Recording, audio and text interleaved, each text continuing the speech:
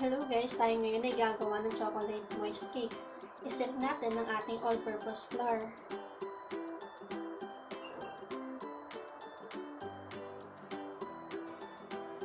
Isip natin ang ating cocoa powder. Ang ating brown sugar. At white sugar. Isip natin ang ating baking soda at baking powder.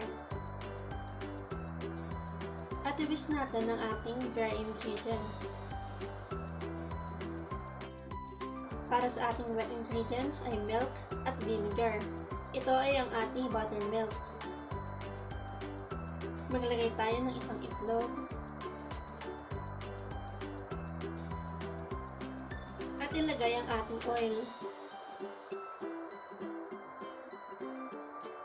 Ilagay din ang ating melted butter. At i-whisk ito.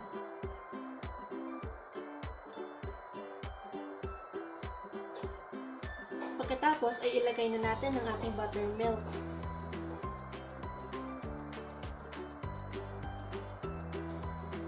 At ang ating vanilla extract. Pagkatapos ay gumawa tayo ng hukay sa ating dry ingredients. At ilagay na ang ating wet ingredients.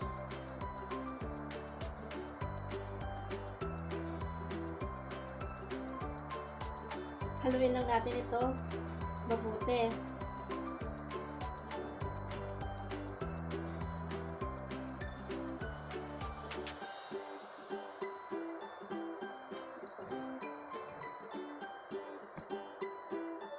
Para sa ating coffee mixture ay instant coffee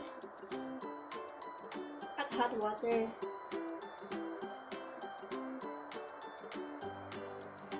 Haluin lang natin ito. At ilagay na sa ating butter. Sa una ay magiging runny, pero haluin lang natin ito at magiging okay rin ang ating butter.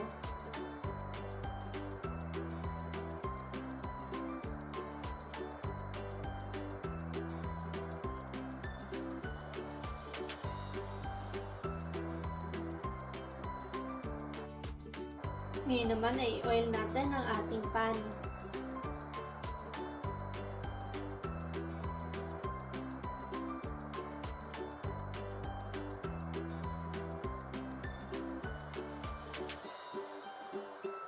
DIY parchment paper lang ito gamit ang bond paper.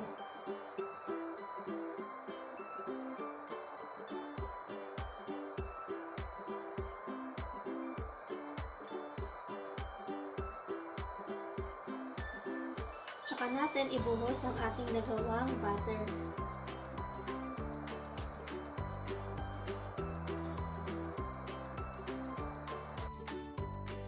Dapat mag-iwan kayo ng space dahil aangat pa ito. At itap lang natin ito.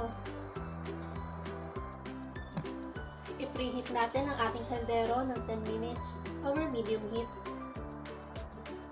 At lutuin ito ng 1.5 oras.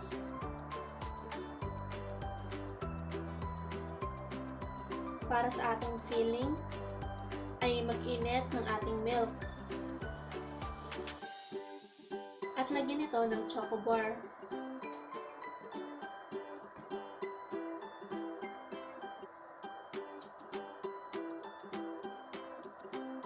At i-melt lang natin ito.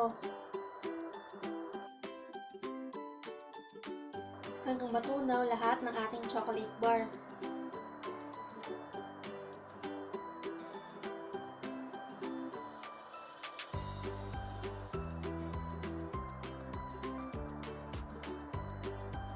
Ngayong luto na ay palamigin natin ito, tsaka natin tanggalin ang ating DIY parchment paper.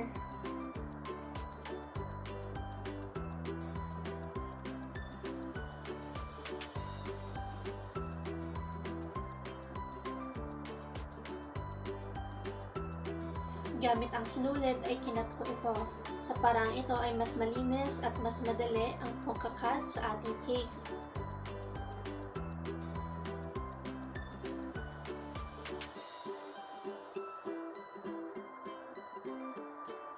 after nating makat ay ilagay na natin ang ating nagawang filling. Nga pala ay chinil ko ito for 3 hours.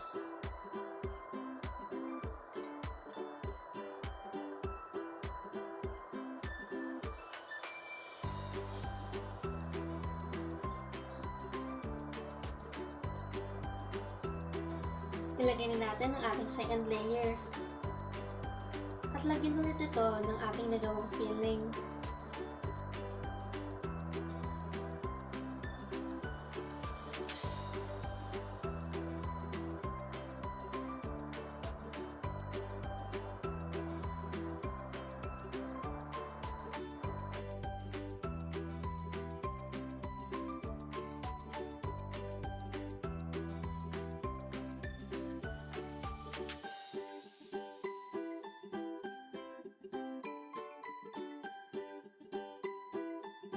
Ayan, hatiin na natin ang ating nagawang cake.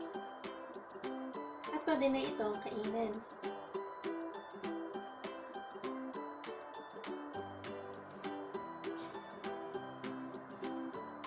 Thank you for watching!